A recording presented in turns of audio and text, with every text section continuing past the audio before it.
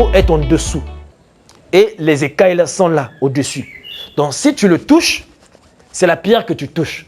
Tu ne touches pas sa peau. Là, il devient comme insensible au toucher. Et c'est le problème que beaucoup d'entre nous avons. Nous sommes insensibles au toucher du Saint-Esprit. Mais qu'est-ce qu'il faut faire? Il faut lire la parole. Il faut être en contact avec ta parole. Donc ne pas être distrait lorsque la parole du Seigneur est communiquée. Et qu'est-ce qui se passe? Cette parole vient nettoyer et vient enlever ces écorces-là pour rendre notre esprit plus sensible à sa présence. Et c'est ce qui se passe. Et c'est ce que nous devons faire. Nous devons nous rendre sensibles à la présence de Dieu en se mettant en contact avec la parole de Dieu. Amen. Et dans la sanctification, c'est le même principe. Lorsque tu as pu passer les 3 étapes de consécration, tu parviens à la sanctification sans laquelle personne ne verra Dieu. Hébreux 12, 14. Sans la sanctification, rechercher la paix et la sanctification. Ça veut dire que ça se recherche. Rechercher la paix et la sanctification sans laquelle personne ne verra Dieu. Amen. Sans la sanctification, nous devons saisir cela. Personne ne verra Dieu. Il faut chercher la sanctification. Et d'ailleurs, la Bible dit que Père, sanctifie-le par ta parole, car ta parole est la vérité. Ça veut dire que la parole de Dieu peut nous sanctifier. C'est ce qu'on est en train d'apprendre. Que par la parole de Dieu, tu es rendu sensible à la présence de Dieu. Et tu te consacres à sa présence. Tu te rends compte que ton esprit est fait pour sa présence.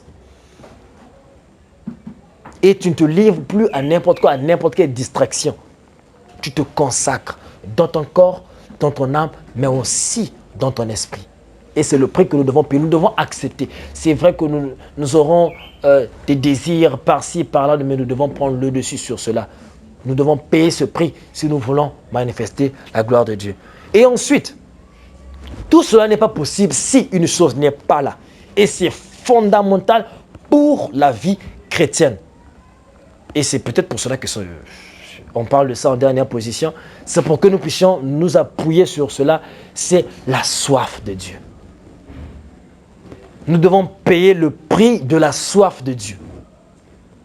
C'est quoi la soif de Dieu? C'est ce désir-là ardent d'être rempli de Dieu, de connaître Dieu. Et il y a un verset qui m'a donné, j'ai voulu déjà prendre l'avance, mais il m'a retenu jusqu'à ce que je parle de ça que pendant l'exhortation. 2 Corinthiens,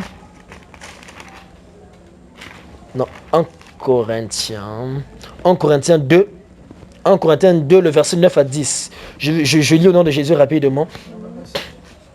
Mais comme il est écrit, ce sont des choses que l'œil n'a point vues, que l'œil n'a point entendues, et qui ne sont point montées au cœur de l'homme, des choses que Dieu a préparées pour ceux qui l'aiment. Dieu nous a révélées par l'Esprit, car l'Esprit sonde tout, même les profondeurs de Dieu. Dans d'autres versets, on dit, l'Esprit connaît tout de Dieu. Mais la soif de Dieu, c'est le désir de connaître tout de Dieu. La soif de Dieu, c'est désirer l'absolu de Dieu. Mais cette soif n'est pas possible si le Saint-Esprit n'est pas en toi. Et le Saint-Esprit m'a dit que le Saint-Esprit en nous, il est comme le sel sur la langue et la parole est comme l'eau qui vient nous rafraîchir. C'est ce qui déclenche en toi cette soif, le Saint-Esprit. Si tu ne recherches pas le Saint-Esprit, tu ne pourras pas avoir soif de Dieu. Car c'est le Saint-Esprit qui connaît, on dit, qui sonde, il connaît Dieu. Il connaît Dieu, c'est-à-dire il connaît tout de Dieu, le cœur de Dieu. Ce qu'il a dans son cœur, ses soucis, ses désirs, sa volonté. Le Saint-Esprit connaît tout ça. Mais donc cela veut dire que si tu n'as pas le Saint-Esprit, tu ne peux pas accéder à cela. Donc le Saint-Esprit est comme le sel sur ta langue. Il fait à ce que ça puisse créer en toi ce désir-là de vouloir te ravitailler. Et la parole de Dieu vient couronner le tout. La nécessité de la parole de Dieu, on insiste sur cela. Et quand tu te rafraîchis par la parole de Dieu, tu es sensible à la présence de Dieu. Et là, tu peux te réjouir de la présence de Dieu. Donc, la soif de Dieu est nécessaire.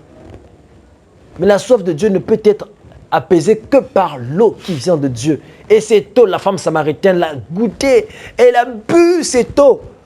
Elle a dit, donne-moi de cette eau afin que je ne vienne plus boire à cette source. Cette source, ce monde qui croit qu'ils peuvent combler notre cœur. Ils nous ont donné de l'argent. Ils croient que l'argent peut combler notre cœur. Ils nous ont amené iPhone 11 et à bientôt 20. Ils pensent que ça peut combler notre cœur. Mais jamais. Ce qui peut combler le cœur d'un enfant de Dieu, c'est la présence de Dieu. Cette forme vide en forme de Dieu. Il n'y a que Dieu qui peut combler cela. Il n'y a que Dieu qui peut combler cela. Et nous devons rechercher le Saint-Esprit. C'est lui qui va créer en nous cette soif.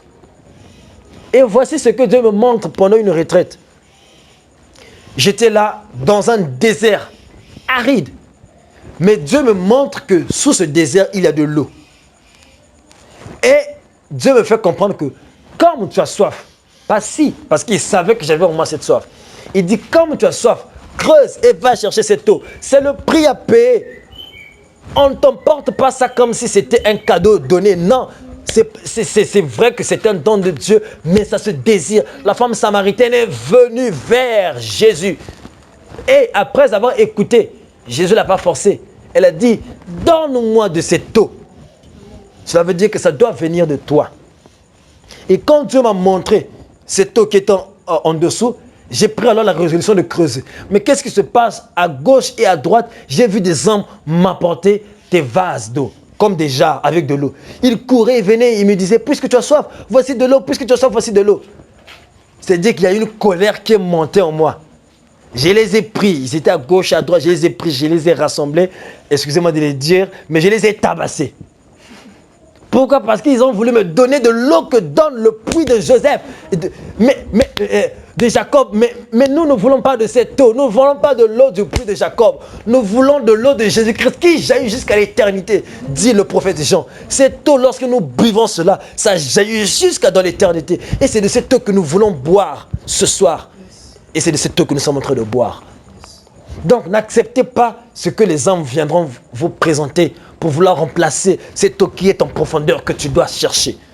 N'acceptez pas cette eau. C'est facile et la facilité est un cadeau empoisonné.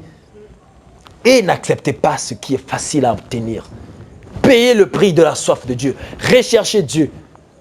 Priez, demandez-lui qu'il puisse augmenter en vous cette soif. Et de toute façon, je vous annonce une bonne nouvelle. C'est que c'est une prophétie. Amos 9, 11 dit que dans les derniers jours,